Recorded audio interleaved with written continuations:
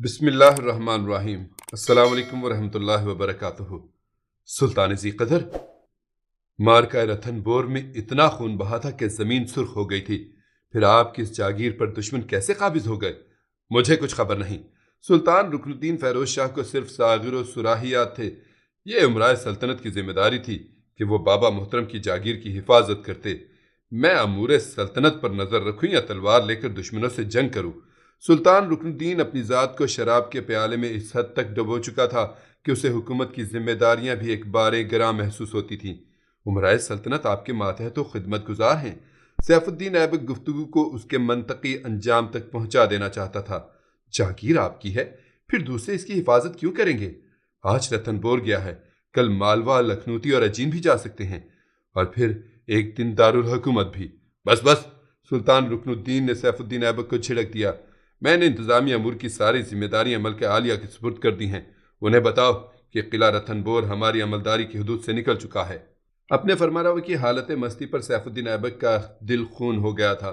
اس نے ایک نظر ساغر بدست سلطان پر ڈالی اور پھر رکن الدین کی خلوت گاہ سے نکل کر ملکہ ترکان شاہ کی خدمت میں حاضر ہو گیا۔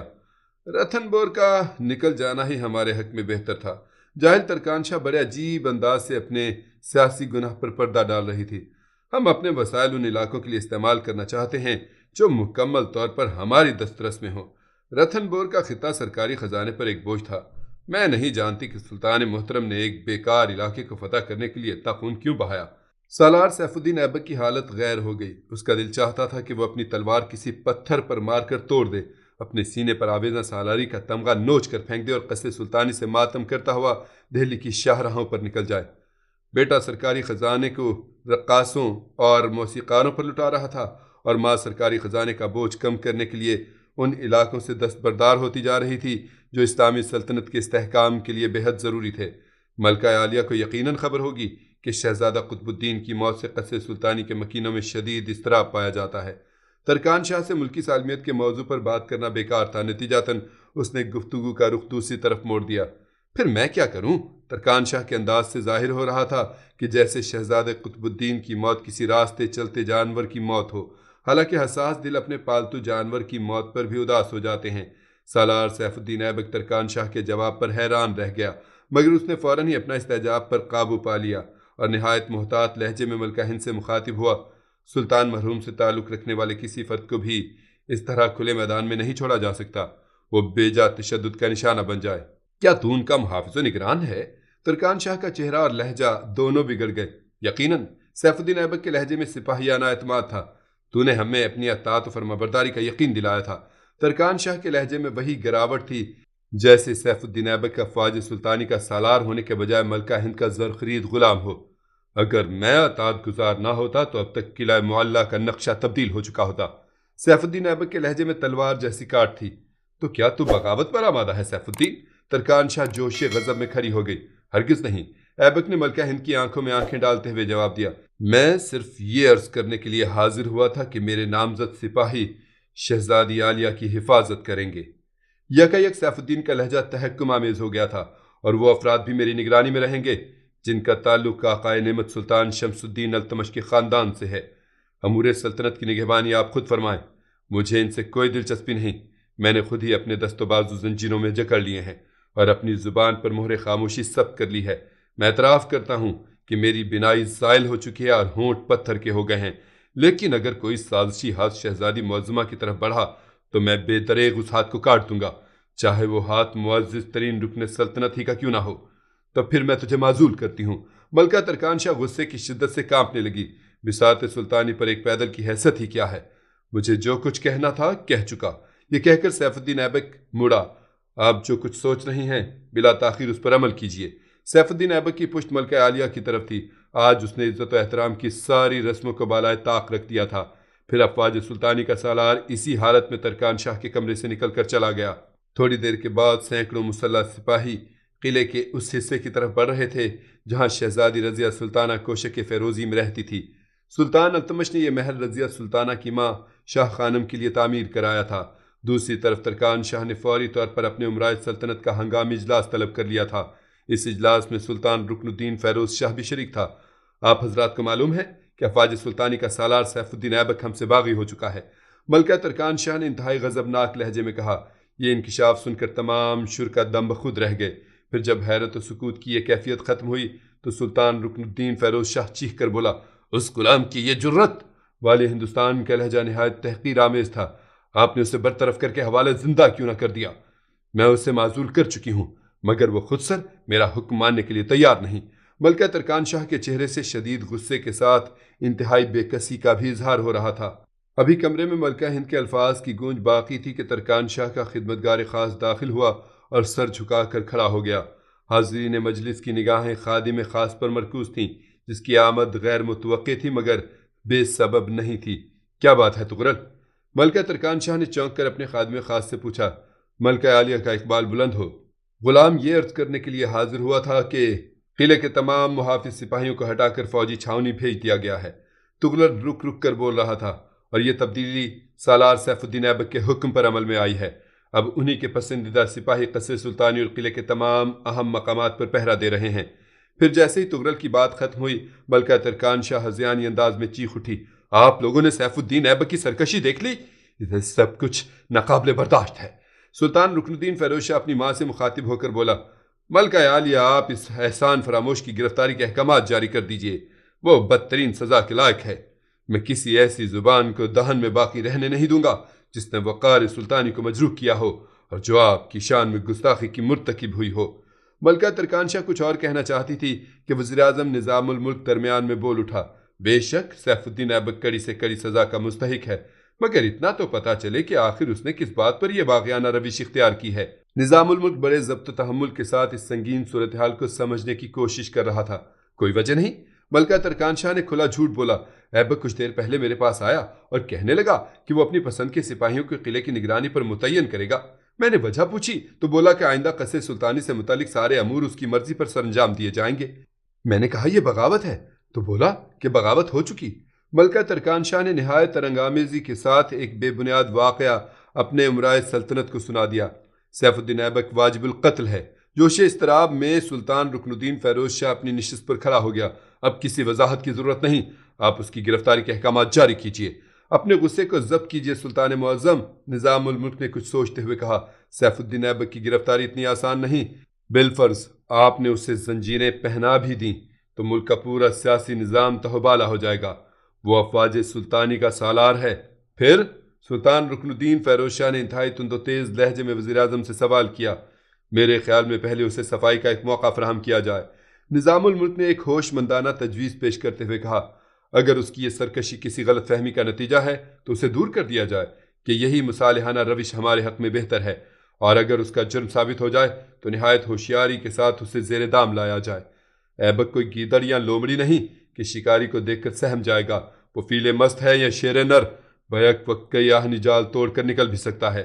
اگر ایک بار وہ زیر دام آ کر نکل گیا تو پھر ہم سب کے لیے مستقل خطرہ بن کر رہ جائے گا۔ نظام الملک خود بھی سیف الدین ایبک جیسے وفادار سلطنت کو پسند نہیں کرتا تھا، مگر اس وقت وہ ملکہ ترکان شاہ کے سامنے ایبک کی تعریف کرنے پر مجبور تھا۔ سیف الدین کی سرکشی کی خبر سن کر وزیر اعظم ہند کو محسوس ہو رہا تھا کہ جیسے کوئی نادیدہ تلوار اس کی شہرک کی طرف بھی بڑھ رہی ہے۔ ملکہ ترکان شاہ اور سلطان رکن الدین کچھ دیر تک نظام الملک کی تجویز پر غور کرتے رہے۔ پھر سیف الدین ایبک کو بھی اس اجلاس میں طلب کر لیا گیا۔ سیف الدین ایبک اپنے محافظ دستے کے ساتھ اجلاس میں شرکت کرنے کے لیے آیا۔ اس نے سپاہیوں کو باہر ٹھہرنے کا حکم دیا اور خود کمرے کے اندر داخل ہو گیا۔ وہ آہستہ آہستہ قدم اٹھا رہا تھا۔ اس کی رفتار میں غرور و تکبر کے بجائے حلم و وقار تھا۔ سیف الدین ایبک ملکہ ترکان شاہ اور سلطان رکن الدین کے قریب پہنچا اور آداب شاہی کے مطابق دونوں کی خدمت میں سلام پیش کیا۔ ترکان شاہ رکن الدین کے چہرے پر شدید غصے کے آثار نمایاں تھے، مگر سیف الدین ایبک نے اس بگڑی ہوئی صورتحال کی مطلق پرواہ نہیں کی۔ وہ ایک خاص ادائے بے نیازی کے ساتھ خاموش کھڑا رہا۔ پھر جب وزیر اعظم نظام الملک نے اس کے جرم کی نشاندہی کی تو ایبک کے چہرے کا رنگ بگڑ گیا۔ میرے وہم و گمان میں بھی نہیں تھا کہ بارگاہ سلطانی سے میری خدمت کا یہ صلہ پیش کیا جائے گا۔ سیف الدین ایبک کے لہجے میں بڑی خلش تھی۔ اگر میں باغی ہوتا تو شہزادہ قطب الدین کی لاش لے کر قصر سلطانی سے نکل جاتا اور پھر پورے ملک میں آگ لگا دیتا، مگر میں نے اس جرم کی پردہ پوشی کی اور سلطنت کو ایک خوفناک انتشار سے بچا لیا۔ میرا گناہ یہ ہے کہ میں نے ملکہ عالیہ سے اپنے معصوم شہزادے کے قتل کا سبب پوچھا تھا۔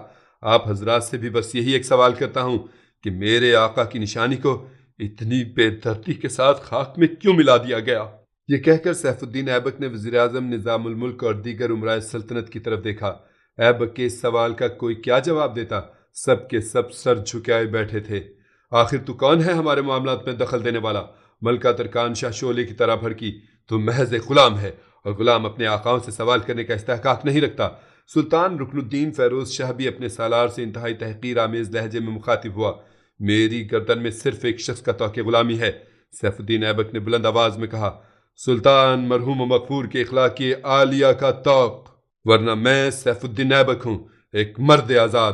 آپ بھی آقا زادے ہیں، اس لیے احترام کرتا ہوں۔ اگر آپ کے سوا کوئی دوسرا شخص مجھ سے اس لہجے میں مخاطب ہوتا تب تک صورتحال بدل چکی ہوتی۔ میں باغی نہیں ہوں، صرف شہزادی عالیہ اور خاندان التمش سے تعلق رکھنے والے تمام افراد کا محافظ و نگہبان ہوں۔ سیف الدین ایبک کے لہجے کی تلخی میں اضافہ ہوتا جا رہا تھا۔ اگر ان معزز و محترم شخصیات کی طرف کوئی ظالم ہاتھ بڑھا تو میں بے دریغ اس ہاتھ کو قطع کر دوں گا۔ یہ کہہ کر سیف الدین ایبک نے ملکہ ترکان شاہ اور رکن الدین کی طرف دیکھا۔ اگر سلطان ذی وقار میرے اس عمل کو بغاوت تصور کرتے ہیں تو پھر سمجھ لیجئے کہ بغاوت ہو چکی۔ یہ کہہ کر سیف الدین جانے کے لیے مڑا۔ شراب کے نشے میں غرق سلطان ایک سپاہی کے اس آتشی لہجے کو برداشت نہ کر سکا اور اس نے مشتعل ہو کر اپنی تلوار کھینچ لی۔ شمشیر کی آواز سن کر سیف الدین ایبک پلٹا اور گہری نظروں سے رکن الدین فیروز شاہ کی طرف دیکھنے لگا۔ والی ہندوستان کے ہاتھوں میں شمشیر بے نعام تھی اور اس کا پورا جسم کانپ رہا تھا۔ ملکہ ترکان شاہ اور دوسرے امرائے سلطنت سکتے کسی حالت میں اپنی اپنی نشستوں پر بیٹھے ہوئے تھے۔ کاش آپ اس حقیقت کو سمجھ لیں کہ ساغر و سراہی سے کھیلنے والے ہاتھ تلوار کا بوجھ نہیں اٹھا سکتے۔ سیف الدین ایبک کے لہجے میں بڑی حسرت تھی۔ میرے آقا کی زندہ و تابندہ نشانی، آپ کی یہ حالت دیکھ کر میرا دل خون کے آنسو روتا ہے۔ خدا کے واسطے اپنے منصب عظیم کو پہچانیے اور صورتحال کو سنوارنے کی کوشش کیجیے۔ وقت آپ کے ہاتھوں سے نکلا جاتا ہے، مجھے نہیں۔ وقت کو روکیے سلطان ذی حشم۔ یہ کہہ کر سالار سیف الدین ایبک دوبارہ مڑا اور تیز قدموں کے ساتھ چلتا ہوا کمرے سے نکل گیا۔ ملکہ ترکان شاہ اور سلطان رکن الدین سالار افواج کو معزول کرنے کے منصوبے بناتے رہے اور سیاسی انتشار کی تند و تیز لہر دہلی کی حدود سے نکل کر پورے ملک میں پھیل گئی۔ اگرچہ سیف الدین ایبک نے اپنی طرف سے مملکت کے مفاد کی خاطر شہزادہ قطب الدین کی موت پر گہرا پردہ ڈال دیا تھا، مگر دوسرے امرائے سلطنت اس خوفناک راز سے باخبر تھے۔ موجودہ صورتحال کے پیش نظر خود ان کی جانب ہی ہوا کے رخ پر رکھا ہوا ایک چراغ تھیں، اور خونی آندھی کا کوئی بھی جھونکا کسی بھی وقت ان چراغوں کو بجھا سکتا تھا۔ یہی سوچ کر سلطان رکن الدین فیروز شاہ کا ہر امیر اپنے فرمانروا سے بدظن ہو گیا اور عافیت کا سائبان ڈھونڈنے لگا۔ اکثر عمران خفیہ خط و کتابت کے ذریعے دوسرے علاقے کے حاکموں کو ملکہ ترکان شاہ کے مظالم سے باخبر کر دیا۔ نتیجتاً پورا ملک بدامنی اور بے اطمینانی کی لپیٹ میں آ گیا۔ پھر سب سے پہلے ملکہ ترکان شاہ کے چھوٹے بیٹے شہزادہ غیاث الدین محمد نے اپنی گردن سے بڑے بھائی کی وفاداری کا طوق اتار پھینکا۔ غیاث الدین محمد اود کا حاکم تھا۔ جب اس نے سلطان رکن الدین فیروز شاہ کی عیاشیوں اور اپنی ماں کے مظالم کی داستانیں سنی تو اس قدر برہم ہوا کہ بغاوت پر اتر آیا۔ غیاث الدین محمد نے اپنے خط میں تحریر کیا، میں شب و روز محنت کر کے بابا محترم کی عظیم وراثت کو بچانے کی کوشش کر رہا ہوں، اور آپ میرے بزرگوں کے سرمایہ کو کسی رقاصہ کی پازیب پر نچھاور کر رہے ہیں۔ معاذ اللہ، یہ شریفوں کا چلن نہیں ہوگا۔ اگر آپ نے اپنے اطوار نہیں بدلے تو پھر میں بھی اپنے فیصلوں میں یکسر آزاد ہوں۔ سلطان رکن الدین نے چھوٹے بھائی کا خط پڑھا اور ماں کی طرف بڑھا دیا۔ ترکان شاہ نے بگڑتی ہوئی صورتحال کو سنوارنے کے بجائے اور الجھا دیا۔ وہ رکن الدین کی جگہ خود کو فرما روائے ہند سمجھ رہی تھی۔ جاہل اور سنگ دل ملکہ نے غیاث الدین محمد کی برہمی کو بغاوت سے تعبیر کرتے ہوئے جواباً لکھا، شکر ادا کرو کہ تم میرے بیٹے ہو، مگر یاد رکھو کہ رعایت زیادہ دیر تک قائم نہیں رہ سکتی۔ غیاث الدین محمد کو ماں کے جواب نے سخت مایوس کیا۔ میں سلطان عادل کا بیٹا ہوں، اس سے کسی کے ظلم و ناانصافی میں شریک کار نہیں بن سکتا، چاہے وہ میری والدہ معظمہ ہی کیوں نہ ہو۔ غیاث الدین محمد نے اپنے دوسرے خط میں صاف صاف تحریر کر دیا کہ وہ دہلی کے احکام کا پابند نہیں ہے۔ اس کے ساتھ ہی شہزادے نے لکھنوتی کے محاصل کی رقم جو دہلی کے خزانے میں جمع ہونے کے لیے بھیجی گئی تھی راستے ہی سے واپس منگوا لی۔ یہ ملکہ ترکان شاہ اور سلطان رکن الدین کے خلاف پہلا اعلان بغاوت تھا۔ پھر بدایوں، ہانسی، لاہور اور ملتان کے حاکموں نے بھی آپس میں خط و کتابت کے ذریعے مشورہ کر کے سلطان رکن الدین فیروز شاہ کی اطاعت سے انکار کر دیا۔ وزیراعظم نظام الملک کئی راتوں سے سکون کی نیند نہیں سویا تھا۔ اس کے جاسوس بڑی ہولناک خبریں لا رہے تھے۔ آخر نظام الملک نے نصف شب کے سناٹے میں اپنے رازدار امیروں علاؤالدین شیرخانی اور ملک سیف الدین کوچی کو طلب کر لیا۔ اس وقت وزیراعظم کے چہرے پر ہوائیاں اڑ رہی تھیں۔